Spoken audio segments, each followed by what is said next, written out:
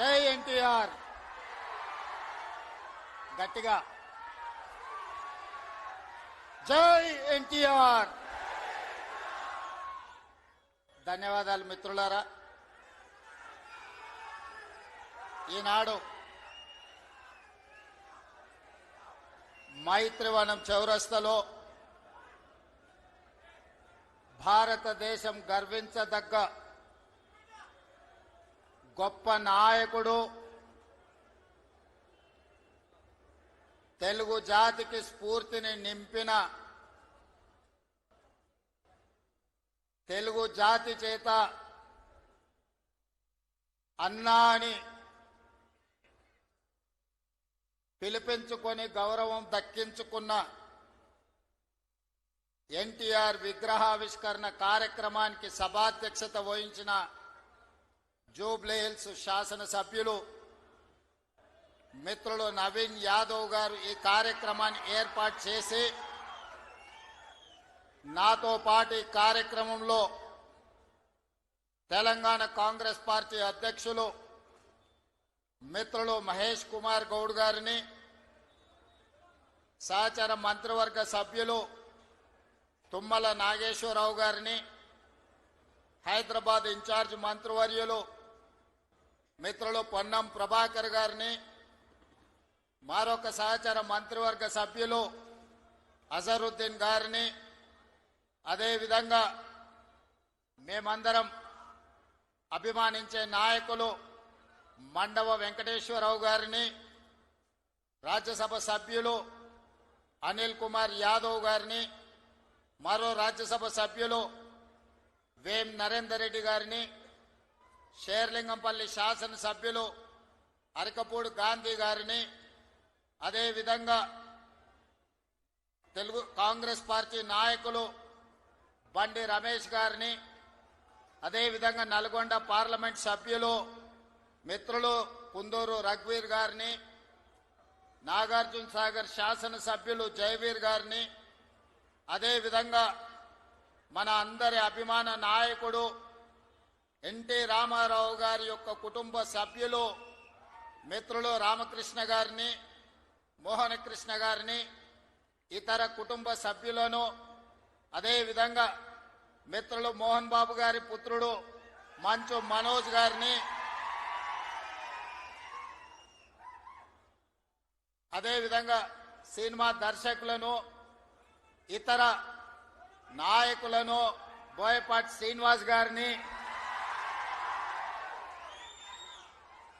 ఇతర నాయకులను, సినిమా కళాకారులను, అన్నగారి అభిమానులందరినీ ఆహ్వానించి ఇంత గొప్ప కార్యక్రమాన్ని ఏర్పాటు చేసిన నిర్వాహకులకు అందరికీ మనస్ఫూర్తిగా ధన్యవాదాలు, అభినందనలు తెలియజేస్తున్నాం. మిత్రులారా, భారతదేశ చరిత్రను ఎవరు చదవాలన్నా, భారతదేశ చరిత్ర నుంచి ఎవరు స్ఫూర్తి పొందాలన్నా ముగ్గురు జాతి రత్నాల గురించి ఖచ్చితంగా మనం స్మరించుకోవాల్సిన అవసరం ఉన్నది. మొదటివాడు భారతదేశానికి రాజ్యాంగాన్ని అందించి దళితులకు, గిరిజనులకు, ఆదివాసీలకు ఈ దేశ ప్రధానమంత్రితో సమానంగా ఓటు హక్కును ఇవ్వడమే కాకుండా ఈ తాడిత పీడిత వర్గాల యొక్క అభ్యున్నతి కోసం ఈ రాజ్యాంగాన్ని రచించి, అదే కాదు ఆనాడు మహిళలకు ఓటు హక్కు లేదు. అమెరికా లాంటి దేశంలో మహిళలకు ఓటు హక్కు కావాలంటే కొన్ని దశాబ్దాలు కొట్లాడిన తర్వాత అమెరికాలో మహిళలకు ఓటు హక్కు వచ్చింది. కానీ డాక్టర్ బాబాసాహెబ్ అంబేద్కర్ పురుషులతో సమానంగా మహిళలకు ఓటు హక్కు ఇచ్చి, రాజులకు, చక్రవర్తులకు సమానంగా దళిత వాడల్లో ఉండే పేదలకు ఓటు హక్కు ఇచ్చి తమను ఎవరు పరిపాలించాలి, ఎవరు శాసనాలు చెయ్యాలి అనంటే పేదవాడే నిర్ణయించుకునే ఓటు హక్కునిచ్చిన డాక్టర్ బాబాసాహెబ్ అంబేద్కర్ను మొదట మనము స్మరించుకోవాల్సిన అవసరం ఉన్నది, గుర్తించవలసిన బాధ్యత మన మీద ఉన్నది. ఇక రెండవ తరం శ్రీమతి ఇందిరాగాంధీ. ఇందిరాగాంధీ అంటే ఒక ఉక్కు మహిళ. ఈ మహిళా స్ఫూర్తి ప్రపంచ దేశాల ముందు ఈ దేశాన్ని తలెత్తుకొని నిలబెట్టే విధంగా ఒకనాడు రాచరికాలు, రాజభరణాలు, జమీందారులు, జాగీర్దారులు, భూస్వాముల చేతుల్లో లక్షలాది కోట్లాది ఎకరాల భూములు ఉన్నప్పుడు అధికారం వాళ్ళ చేతుల్లోనే ఆయుధమై పేదలను హింసిస్తున్నప్పుడు ఈ దేశ ప్రధానమంత్రిగా బాధ్యత చేపట్టిన శ్రీమతి ఇందిరాగాంధీ గారు రాజభరణాలను రద్దు చేయడమే కాదు, భూస్వాముల దగ్గర, జమీందారుల దగ్గర ఉన్న కోట్లాది ఎకరాల భూములను ఆనాడు ఈ ప్రాంతంలో నిరంకుశ నిజాం సర్కార్కు వ్యతిరేకంగా సాయుధ రైతాంగ పోరాటం చేసి భూమి కోసం, భుక్తి కోసం, విముక్తి కోసం యుద్ధమే చేసిన పేదల కోసం భూ సంస్కరణలు తీసుకొచ్చి భూమి రాజుల దగ్గర ఉన్న, భూస్వాముల దగ్గర ఉన్న ఆ భూములను ప్రభుత్వం గుంజుకొని అసైన్మెంట్ పట్టాల పేరు మీద లక్షలాది ఎకరాలను దళితులకు, గిరిజనులకు, ఆదివాసీలకు పంచిపెట్టి భూమి హక్కును ఈ పేదలకు అందించిన గొప్ప నాయకురాలు శ్రీమతి ఇందిరాగాంధీ గారు. ఈనాడు జరుగుతున్న పరిణామాలు చూస్తున్నాం, యుద్ధాలు చూస్తున్నాం, యుద్ధాలలో భారత ప్రధానమంత్రుల లొంగుబాటును చూస్తున్నాం. కానీ 1971లో ఇండియా పాకిస్తాన్ యుద్ధం జరిగినప్పుడు యుద్ధంలో పాకిస్తాన్ను ఓడగొట్టి బంగ్లాదేశ్ను విడగొట్టి అమెరికా ప్రెసిడెంట్ను భారత్ రాజకీయాలలో మీరు కలగజేసుకోకండి, కలగజేసుకుంటే భారతదేశం ఊరుకోదు అని అమెరికన్ ప్రెసిడెంట్ను హెచ్చరించిన భారత ప్రధానమంత్రి శ్రీమతి ఇందిరాగాంధీ గారు. ఈనాటికి ప్రపంచ దేశాలలో ఈ దేశం యొక్క గొప్పతనం, గౌరవం, నాయకత్వ లక్షణాలను చాటి చెప్పిన ఉక్కు మహిళ శ్రీమతి ఇందిరాగాంధీ గారు. వారిని స్మరించుకోవాల్సిన అవసరం ఈ దేశంలో రాజకీయాలలో ఉండే ప్రతి ఒక్కరికి, ఈ యువతరానికి అవసరం ఉన్నది. ఇక మూడో తరం, ఆ తరం గురించి నేను చెప్పాల్సిన అవసరం లేదు. మూడు పదాలు, ఎన్టీఆర్. ఈ 3 అక్షరాలు నీతి, నిజాయితీ, నిబద్ధత, ఉక్కు సంకల్పం కలిగిన నాయకుడు ఎవరైనా ఉన్నారు ఈ దేశంలో అంటే తెలుగు జాతి గర్వించదగ్గ బిడ్డ ఎన్టీఆర్. డాక్టర్ బాబాసాహెబ్ అంబేద్కర్, శ్రీమతి ఇందిరాగాంధీ, అన్న ఎన్టీఆర్ ఈ భారతదేశ జాతి రత్నాలు. ఈ జాతి రత్నాలు ఈ దేశం ఉన్నంతకాలం, మానవుల మనుగడ ఉన్నంతకాలం వారి కీర్తి ప్రతిష్టలు, వారి నిర్ణయాలను మనం స్మరించుకోవాల్సిన బాధ్యత ఈ రోజు మన అందరి మీద ఉన్నది. మిత్రులారా, ఈనాడు ఈ కార్యక్రమం తీసుకుంటున్నప్పుడు చాలా మంది చాలా రకాలుగా మాట్లాడుతున్నారు. కాంగ్రెస్ పార్టీ ముఖ్యమంత్రి, పిసిసి అధ్యక్షుడు ఎన్టీఆర్ గారి విగ్రహాన్ని ఏ విధంగా ఆవిష్కరిస్తారు, లేదా ఎన్టీఆర్ గారిది ఆంధ్రప్రదేశ్ హైదరాబాదు నగరం నడిపొడ్డున ఎన్టీఆర్ విగ్రహాన్ని పెడతారా అని కొంతమంది మాట్లాడుతున్నారు. ఈ రోజు నేను స్పష్టంగా ఒక మాట చెప్పదలుచుకున్నా. కులాలకు, మతాలకు, ప్రాంతాలకు, భాషలకు అతీతంగా ఈ దేశం గర్వించదగ్గ నాయకుడు ఎన్టీఆర్.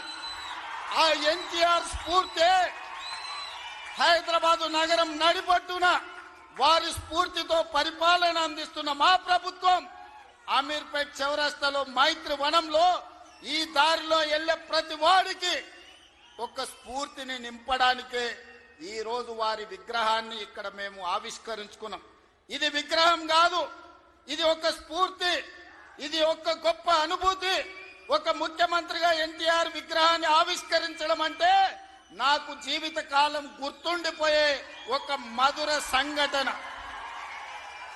ఎవరు ఏమనుకున్నా, ఎవరు ఎలాంటి విమర్శలు చేసినా నేను జడవదలుచుకోలేదు.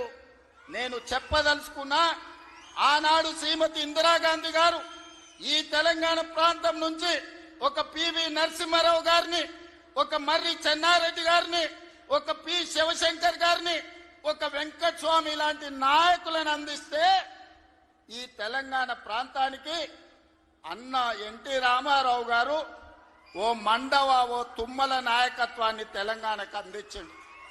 ఓ మాధవరెడ్డి, ఓ జానారెడ్డి నాయకత్వాన్ని అందించిండు. ఓ దేవేందర్ గౌడ్ నాయకత్వాన్ని అందించిండు. ఓ కడియం సిఆరి, ఒక మోత్కుపల్లి నరసింహుల లాంటి నాయకులను ఈ తెలంగాణకు అందించడు. అంతెందుకయ్యా, ఈనాడు ఉపన్యాసాలు ఇస్తున్న బీఆర్ఎస్ నాయకుడు కల్వకుంట్ల చంద్రశేఖర్ రావుకి రాజకీయ భిక్ష పెట్టింది ఎవరు? అన్న లేకుంటేనే మీరు నాయకులు అయ్యిండ్రా? అన్న నీడను బతికిన మీరు అన్నగారి గురించి తక్కువ చేసి మాట్లాడు మీకు మంచిదా? వారే కాదు, వారి పేరు పెట్టుకున్న వాళ్ళు కూడా ఈరోజు నాయకులుగా చలామణి అవుతున్నారు.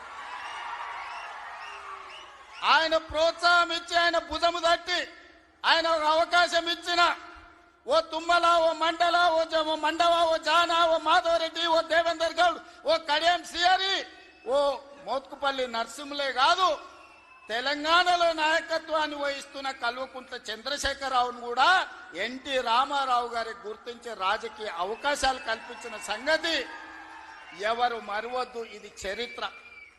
ఇంకొంతమంది ఆయన పేరు మీదనే చలామణి అవుతున్నారు. కొంతమంది నకిలీలు ఎప్పుడు ఉంటారు. వాళ్ళ ఆలోచనలు ఎట్లుంటాయో కూడా మనం చూస్తున్నాం. అందుకే ఇవాళ మిత్రులారా, ఈనాడు మేము అందిస్తున్న ఇందిరమ్మ ఇల్లు కావచ్చు, ఆనాడు ఎన్టీఆర్ గారు మొదలుపెట్టిన పక్కా ఇళ్ల పథకమే ఈనాడు ఇందిరమ్మ ఇళ్ల పథకం అని నేను ఈరోజు గర్వంగా చెప్పదలుచుకున్నా. ఈనాడు 3,24,00,000 మంది సన్న బియ్యం ప్రతి పేదవాడు దళిత వాడల్లో అన్నం తింటున్నాడంటే, సంటి పిల్లలకు బుక్కెడు పువ్వు తినిపిస్తున్నారంటే ఆ స్ఫూర్తి వెనకాల అన్న 2 రూపాయల కిలో బియ్యం పథకం ఉన్నదని నేను ఈరోజు చెప్పదలుచుకున్నా. ఇవాళ మేము ఇందిరమ్మ చీరలు ఇస్తున్నాం ఆడబిడ్డలకు. పండుగ పూట నాడు పెట్టే మేము చీర సారెగా భావించి ఈనాడు పాలపిట్టల లెక్క ఈరోజు మా ఆడబిడ్డలు చీర కట్టుకుంటున్నారు. దీనికి స్ఫూర్తి ఆనాడు ఎన్టీఆర్ జనతా వస్త్రాలు పేదవాళ్ళకు అందించి కూడు గుడ్డ నీడ అని ఎన్టీఆర్ ఏదైతే ఆలోచన చేసిండో ఆ స్ఫూర్తి ఈనాడు మా ప్రభుత్వంలో అమలు చేస్తున్న సంక్షేమ పథకాలలో కనిపిస్తుంది. మీరు ఒక్కసారి ఆలోచన చేయండి. ఈనాడు వైఎస్ఆర్ ప్రకటించిన ఉచిత కరెంటు కావచ్చు, ఈనాడు రైతులకు మేము అందిస్తున్న 24 గంటల ఉచిత కరెంటు, దీనికి స్ఫూర్తి ఆనాడు అన్న ఎన్టీఆర్ 50 రూపాయలకే హార్స్ పవర్ అని రైతాంగాన్ని ఆదుకోవడానికి వారు అందించిన విద్యుత్తే, వారు అందించిన శక్తే ఈనాడు ఉచిత విద్యుత్తు అని నేను చెప్పదలుచుకున్నా. ఇవాళ మిత్రులారా, ఆనాడు ఎస్సీల కోసం, ఎస్టీల కోసం, మైనారిటీల కోసం అమ్మ ఇందిరమ్మ పాటుపడితే బలహీన వర్గాల కోసం అన్న ఎన్టీఆర్ పాటుపడ్డాడు. ఇవాళ బలహీన వర్గాలు, పాలితులుగా ఉన్న బలహీన వర్గాలు ఈరోజు పాలకులుగా మారినరు అని అంటే అన్నగారి యొక్క ఆశీర్వాదం తెలంగాణ సమాజానికి అందబట్టే పాలితులుగా ఉన్న బలహీన వర్గాలు ఈరోజు పాలకులుగా మారినరు.